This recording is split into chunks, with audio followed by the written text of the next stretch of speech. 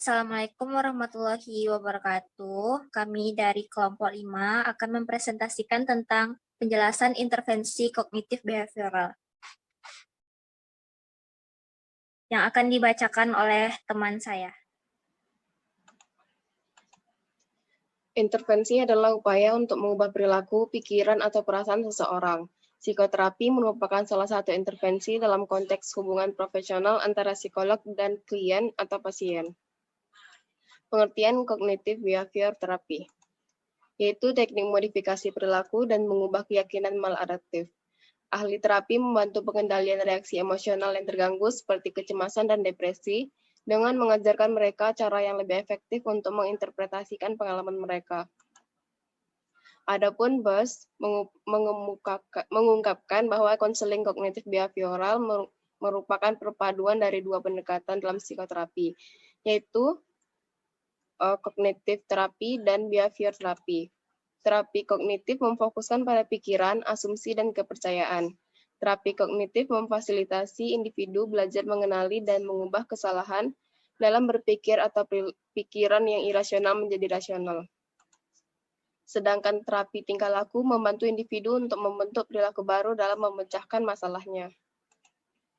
Pendekatan kognitif behavior tidak berfokus pada kehidupan masa lalu dari individu, akan tetapi memfokuskan pada masalah saat ini dengan tidak mengabaikan masa lalu.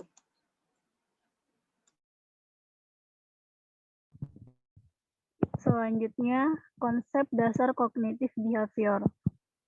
Teori kognitif behavior pada dasarnya meyakini bahwa pada pemikiran manusia terbentuk dengan proses rangkaian stimulus kognitif respon yang saling berkaitan dengan membentuk semacam jaringan SKR dalam otak manusia.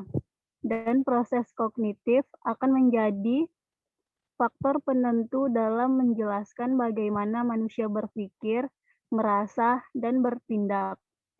Ada juga keyakinan bahwa manusia memiliki potensi untuk menyerap pemikiran yang rasional dan irasional, di mana pemikiran yang irasional dapat menimbulkan gangguan emosi dan tingkah laku.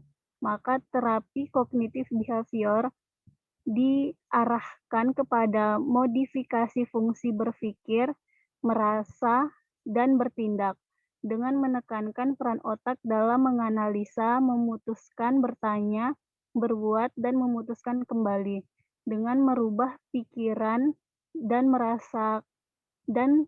perasaannya. Klien diminta untuk merubah tingkah lakunya dari negatif menjadi positif. Karakteristik kognitif behavior terapi. Yang pertama adalah CBT didasarkan pada model kognitif dari respon emosional. CBT didasarkan pada fakta ilmiah yang menyebabkan munculnya perasaan dan perilaku, situasi, dan peristiwa. Yang kedua adalah CBT lebih cepat dan dibatasi waktu. CBT merupakan konseling yang memberikan bantuan dalam waktu yang relatif lebih singkat dibandingkan dengan pendekatan lainnya. Yang ketiga, hubungan antara konselor dengan konselor terjalin dengan baik. Hubungan ini bertujuan agar konseling dapat berjalan dengan baik. Yang keempat, CBT merupakan konseling kolaboratif yang dilakukan terapis atau konselor dan konseli. Konselor harus mampu memahami maksud dan tujuan yang diharapkan konseli serta membantu konseli dalam mewujudkannya. Yang kelima, CBT didasarkan pada filosofi stoik atau orang yang pandai menahan hawa nafsu. Keenam, CBT menggunakan metode shock tarik. Terapis atau konselor ingin memperoleh pemahaman yang baik terhadap hal-hal yang dipikirkan oleh konseli. Yang ketujuh, CBT memiliki program terstruktur dan terarah. Konselor CBT memiliki agenda khusus untuk setiap sesi atau pertemuan. Yang kedelapan, CBT didasarkan pada model pendidikan. CBT didasarkan atas dukungan secara ilmiah terhadap asumsi tingkah laku dan emosional yang dipelajari. Yang kesembilan, tugas rumah merupakan bagian terpenting dari teknik CBT, karena dengan pemberian tugas, konselor memiliki informasi yang memadai tentang perkembangan konseling yang akan dijalani konseling. Prinsip-prinsip kognitif behavior terapi.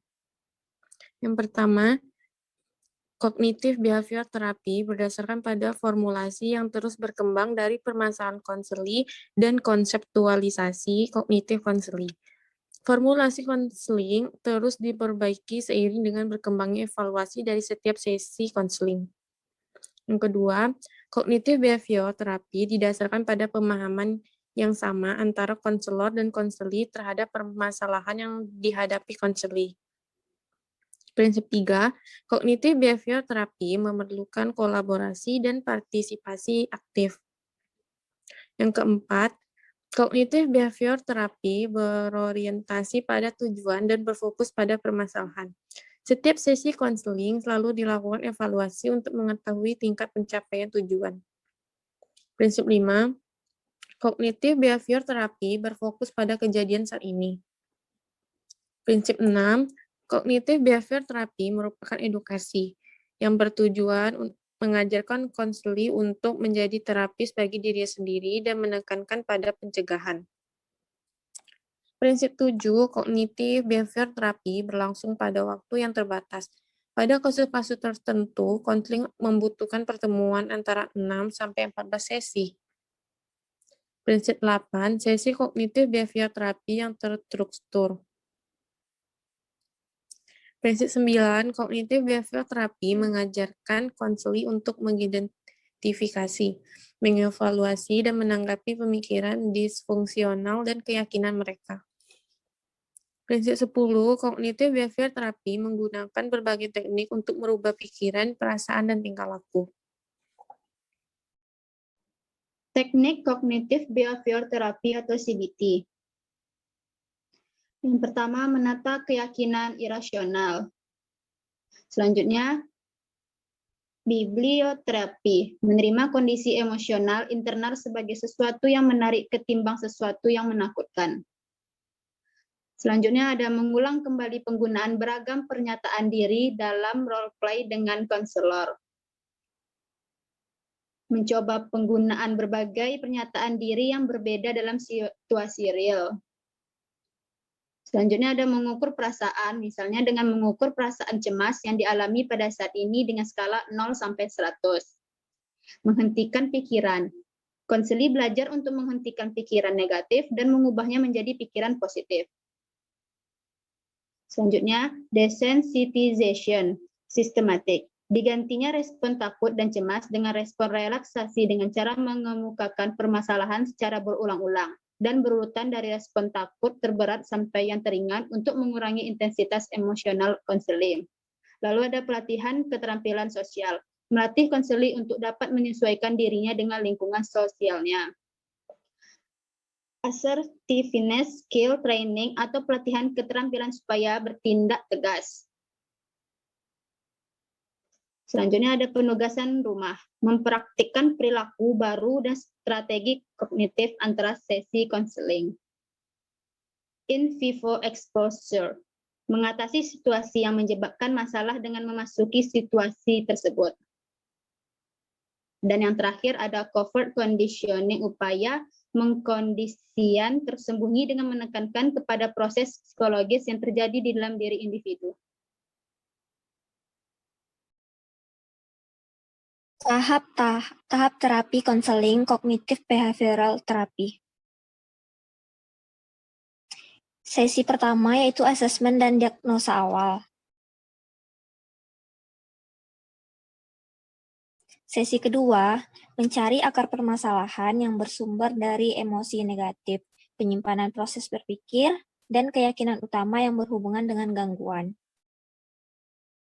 Sesi ketiga yaitu konselor bersama konseli menyusun rencana intervensi dengan memberikan konsekuensi positif negatif kepada konseli. Sesi keempat, formulasi status, fokus terapi, intervensi tingkah laku. Sesi kelima yaitu pencegahan relapse, dan training self-help.